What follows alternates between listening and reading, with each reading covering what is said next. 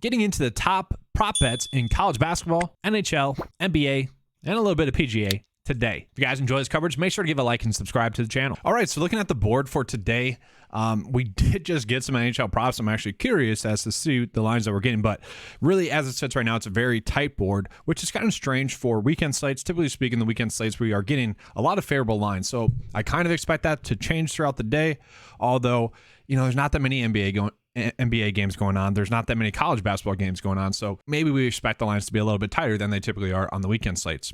Now, part of the reason why they're a little bit tighter on the weekend slates is simply the fact that there's a lot more random injuries that come in through NBA DFS. So sometimes we can gain an edge just simply off of that. So we'll go through the process here. I do want to take a peek at the NHL props. And guys, yesterday, 3 for 4, which means if we hit again, profit again today, we could go for the perfect week. So I really kind of want to go for that. But like I said, the board isn't the best so far, so we'll see. And just real quick, speaking on that game yesterday with Miami, it was both lucky for two of them to hit just based off of the game. It was a blowout, which wasn't expected by Vegas. But at the same time, it was a little bit unlucky that Vegas has it as a little bit of a closer game and it ended up being a blowout. So it kind of goes both ways, where if it's a close game, all 4 of them probably hit. But because it was a blowout, it was kind of lucky to get Mikal Bridges' extended run for him to get his over. But also, that is very much the point of doing a game stack, is you're trying to increase your likelihood, if the game goes as expected, for you to hit a stack of 5 or more or so. Oh,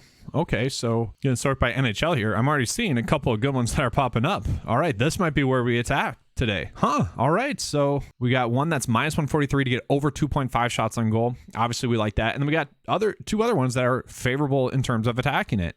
Minus 139 for Bergeron over 2.5 shots on goal. And then Brett Burns over 2.5 shots on goal is set at minus 137.5. Those are kind of the magic numbers I like to see, typically minus 137 or greater, and we got that 3 of those. Obviously, the higher the odds, the higher the likelihood, and that's it. We're getting 1 blocked shots. That's okay. But let's pull those up on here real quick so we can see. Okay, a little bit hit or miss recently, but I'm fine. I mean, honestly, if we're getting minus 143 odds, I'll take that. It's tough to pass up on that. And just a reminder, guys, before you place an NHL bet, it does seem like those lines kind of fluctuate the most. So I would say just make sure to go to somewhere like DraftKings Sportsbook or whatnot, just to check to make sure the lines are still accurate. We can see these 2 lines are a little bit tighter on DraftKings Sportsbook. Obviously, this PrizePicks tool is pulling in the averages based off of the other sportsbooks that are out there, about 8 different sportsbook. But just make sure like the same kind of lines are out there. And then Burns minus 140 on DraftKings Sportsbook. So we'll pull him up there.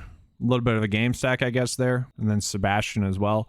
So yeah, I'm fine running these 3 out for NHL props, and they're going to be in the bet of the day today. Just because, like I said, don't have enough injury news that really, as I'm recording this, for NBA props in college basketball wise, it's very tight. And so this is one of those days where I'll probably just take the favorable odds. Now, I do just want to call this out. This was a tweet that I put out on Twitter, and it had Tyler Hero, over 2.5 threes. That was the best prop that we were getting yesterday. And then I mentioned that, hey, the course does seem like it's playing a little bit easier this morning. And if that's true, these guys in the afternoon are going to go lower than PrizePicks currently has them expected. This is not something that I include in the tally in the total below. That's literally just the bet of the day. When I directly call out like a bet, that's when I'm tracking it. But this is just another way to show you guys how you can apply that same knowledge throughout the video. And I'm bringing that up because right now, as it sits right now, we are not getting that many favorable props. We're just not. They really have the totals bumped up to over 4.5, which the birdie or better has been set like 4. And now the strokes are much lower than they have been the whole tournament as well. That's just kind of a stay away. We're up on them thus far, but I just want to call that out. I know a lot of people will ask me for PGA props, so I just want to get that out there. Doesn't seem like we have that many right now. So let's go ahead and switch up into college basketball here. We got a couple of okay ones. The thing that worries me is that they all kind of seem to be on the same team. So like looking at like Wong over 4.5 rebounds is a good one. Hunter over 1.5 threes is decent as well. Like these are not locks to me, but they are showing favorable odds, so we'll take that. And then this is where it gets interesting. We have a couple of props where the lines are slightly different than what all the sportsbooks are saying. So if we look at here, we're getting a slight difference, minus 143. Some have it favored at 9.7. So that just pretty much tells me that some sportsbooks are saying it's going to be 10 points is what the line should be at. Kalkbrenner as well, we're getting about a 0.4 edge at minus 120 or so to get over 14.9. So a slight edge there. Nembard, we're getting a half of a point favored, and it's basically a push, but at 12.5. So like just a bunch of okay ones. We can see Kalkbrenner as well, minus 105 to get over 21.5 points, rebounds, and assists. So we could see if PrizePicks had this line set at, or if the sportsbook had this line set at like 21, this would probably be closer to minus 135. So just small edges, nothing drastic, nothing that we need to attack completely, and no real good under bets or anything like that. But for what it's worth, I mean, Ryan Kalkbrenner has been over there, over the 14.5 points in a bunch of games, and I don't think SDSU is going to really have an answer for him. Now, maybe just their depth tires out Creighton. That could potentially happen, but the issue that I have with him today is that the other forward is also popping up as a favorable prop. It's an okay one. To me, it kind of just feels like we'd be forcing it. And this was a prop that I like personally in the last game. I still think it's going to be a solid over bet as well, but I'm more or less placing props in college basketball today just to have exposure to the games, just to have fun watching the games, which obviously I don't want to give advice based off of trying to have fun, but that's kind of my approach today, is more or less just doing small game stacks and hoping for the best. And I'm mostly just staying away from SDSU. So it's probably just like long and this over as well, and then maybe a couple of the Creighton props, maybe Trey Alexander as well. It just feels like we're forcing it. So let's go ahead and get to the NBA side. So NBA wise, it's very interesting today.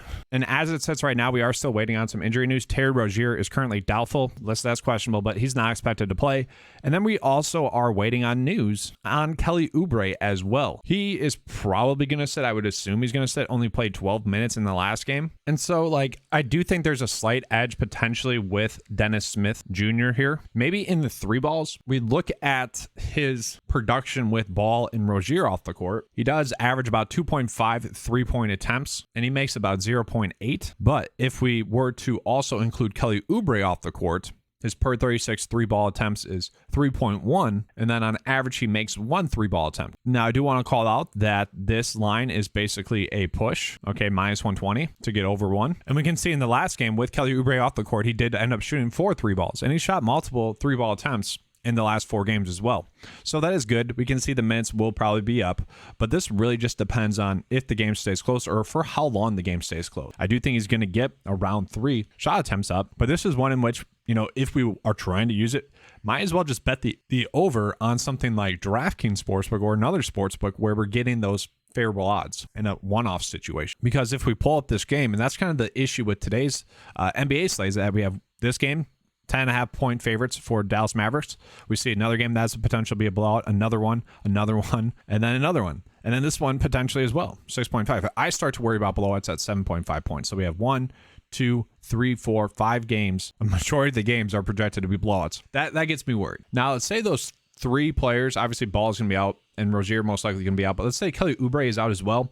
Then yes, we do have some slight potential edges in terms of who we can be on, especially if the minutes are there. Like PJ Washington does see a huge increase in usage with those 3 off the court, about an 8.7 bump in usage with those 3 off the court. Then he averages about 5.4 more fantasy points per 36. And if we look at his per 36 production with those players off the court, he averages 20 points, 7.2 rebounds. And so just with that, he should be able to get the over, but also 2.6 assists. I'm curious, what's his fantasy score at? We could potentially do fantasy score as well. The issue is that this game is projected to be a blowout. And if we look at it, like he only had 30 minutes in that last game as well. Now, hopefully he can get around 35, 36. That'd be great, but it does feel like we'd be forcing that one in there. Gordon Hayward was part of the reason why that game was a blowout. He went off. His usage does go up as well, about 7% more with those 3 players off the court, and averages about 8.2 more points per 36. So, you know, kind of using DraftKings here, he should be able to get the over if that's going to happen. But really, if that happens, like we're essentially saying this game is going to be closer than expected, then we're just probably running out a game stack. We'd run Kyrie Irving over, we'd do Gordon Hayward over, we'd do PJ Washington over as well. And then at that point, you might as well do Dennis Smith over as well. And this line for Powell is low going against Charlotte. I'm not saying play it, but it's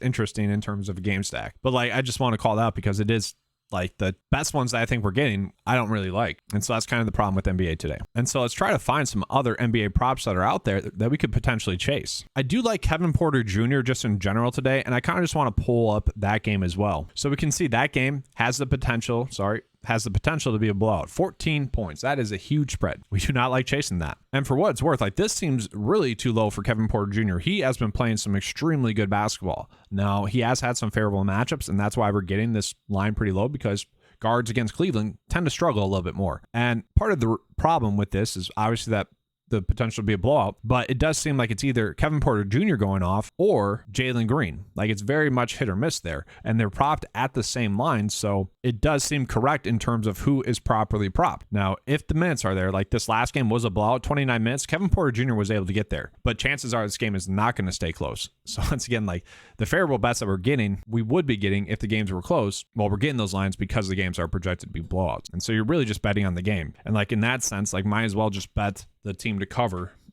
if you are placing those props. Like that'd be the better route to go. And then we do have one decent under bet. It's Pascal Siakam under 5.5 assists. Now, the biggest worry that we have here is simply going to be the fact that, well, the last 5 games he's dominated. So do we exactly want to target that one? And this game is a game that's also projected to be a blowout. And to me, if it, like my thought process here, if it's a game that's projected to be a blowout here, and Siakam has been going off assist-wise, and the Raptors are scoring, like, how is he not going to get that many assists, right?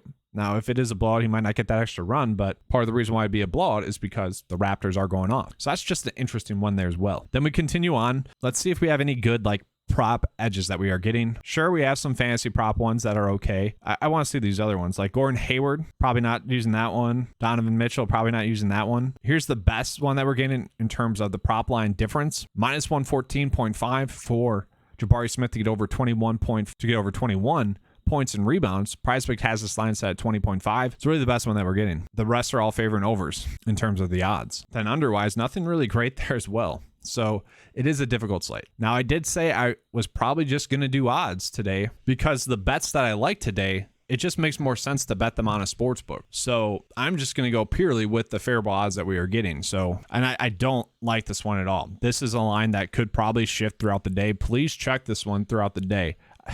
Actually, I don't really want to make it, in all honesty. Let's just double check here. Is Toronto healthier today? Like if Scotty Barnes is back, that would help the under hit. And if Gary Trent Jr. was back, that would help the under hit as well. I'll take the wait and see approach. I'm just going to go with the NHL props. So here are the bets of the day. Once again, these are just all favored right now. Please make sure to check these throughout the day before you make the prop bets, because the lines will adjust throughout the day. And if they do, obviously we are making these bets simply based off of the favorable odds that we're getting. And there are situations in which they'll get stronger, which is great, and PrizePicks will take it off the board. And there's situations in which it won't. And, well, then we're screwed because we can't withdraw. And guys, for what it's worth, like just looking at it, they're probably going to get bumped here. And so that's why we're taking them, because I like to use maybe not Brent Burns, and they don't have Sebastian even up there. So I like to use Underdog as kind of another asset to see the difference in line. So on paper, this is the best one that we're getting, both odds wise, minus 140, and the fact that Underdog doesn't even have it up there. But that's all for today's video, guys. Like I said, fingers crossed, going for the perfect week, really just chasing the favorable odds that we have today. Hopefully that works out. It would be pretty cool to have that, but kind of seems like a tighter day as it sits right now. Obviously throughout the day that can change. We'll see. Best of luck today, and as always, let's keep cashing.